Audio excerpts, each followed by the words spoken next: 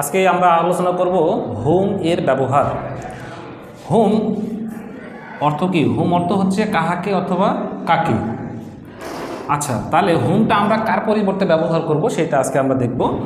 যে বাক্যে অবজেক্ট অংশে প্রিপোজিশন ছাড়া বা প্রিপোজিশন সহ কোনো ব্যক্তির নাম অথবা ব্যক্তিবাচক শব্দ, এটা মনে রাখতে হবে যে বাক্যে অবজেক্ট অংশে প্রিপোজিশন ছাড়াও হতে পারে অথবা প্রিপোজিশন সহও হতে পারে, কোনো ব্যক্তির নাম অথবা কোনো ব্যক্তিবাচক শব্দ যদি থাকে তাহলে তার পরিবর্তে আমরা ব্যবহার করব হুম। আচ্ছা, তাহলে হুম অর্থাৎ এই হুমটা কিন্তু হু এর অবজেক্টিভ ফর্ম হচ্ছে হুম।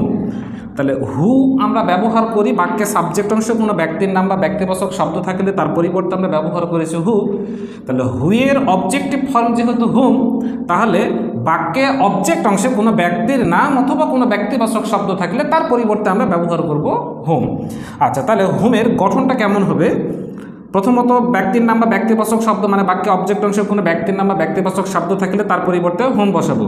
আচ্ছা, আমাদের মনে রাখতে হবে ডাব্লিউএইচ কোশ্চেন করার সময় যদি বাক্যে অবজেক্ট অংশের পরিবর্তে কোনো ডাব্লিউএইচ ওয়ার্ড বসে তাহলে সেই ক্ষেত্রে তারপরে টেন্স এবং পার্সন অনুযায়ী অক্সিলিয়ারি ভার্ব বসাইতে হবে। এটা কিন্তু মনে রাখতে হবে যে বাক্যে অবজেক্ট অংশে কোনো ব্যক্তির নাম কোনো বাক্যে অবজেক্ট অংশের পরিবর্তে যদি কোনো ডাব্লিউএইচ ওয়ার্ড বসে তাহলে তারপরে টেন্স এবং পার্সন অনুযায়ী অক্সিলিয়ারি ভার্ব বসাবো, তারপরে সাবজেক্ট বসাবো, তারপরে প্রিন্সিপাল ভার্ব বসাবো, তারপরে বাকি অংশ যদি কিছু থাকে তাহলে দিব, না থাকলে প্রশ্নবোধক চিহ্ন।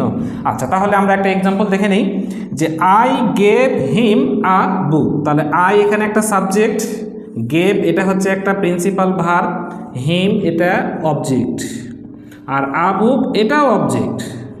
আচ্ছা, এখানে দুইটা অবজেক্ট, কিন্তু আমাদের লক্ষ্য রাখতে হবে আমরা হুমের ব্যবহার করছি। তাহলে হুম আমরা কার পরিবর্তে বসাবো?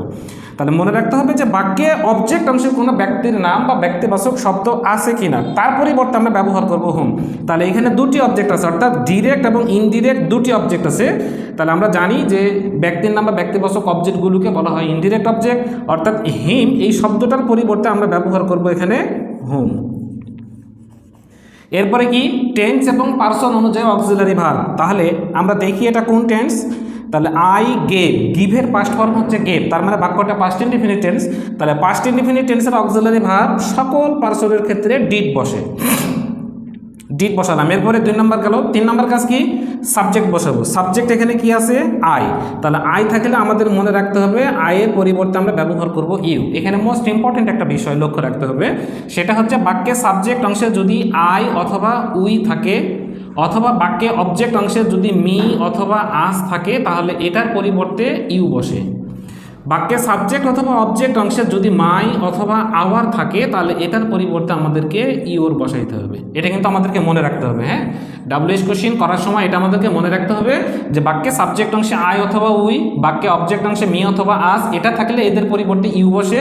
বাক্যে সাবজেক্ট এবং অবজেক্ট উভয় অংশে মাই অথবা আওয়ার থাকলে এর পরিবর্তে ইউর বসে। তাহলে এখানে সাবজেক্ট অংশে আই ছিল তাই আমরা এখানে ব্যবহার করলাম ইউ।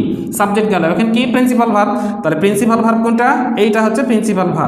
আচ্ছা, এখন এখানে আমরা একটু লক্ষ্য রাখবেন পাস্ট ইনডিফিনিট টেন্সের এফার্মেটিভ সেন্টেন্সে মূল ভার্বের পাস্ট ফর্ম হয়, কিন্তু নেগেটিভ ইন্টারোগেটিভ সেন্টেন্স করার সময় মূল ভার্বের প্রেজেন্ট ফর্ম হবে। তাহলে গেভের প্রেজেন্ট ফর্ম কি?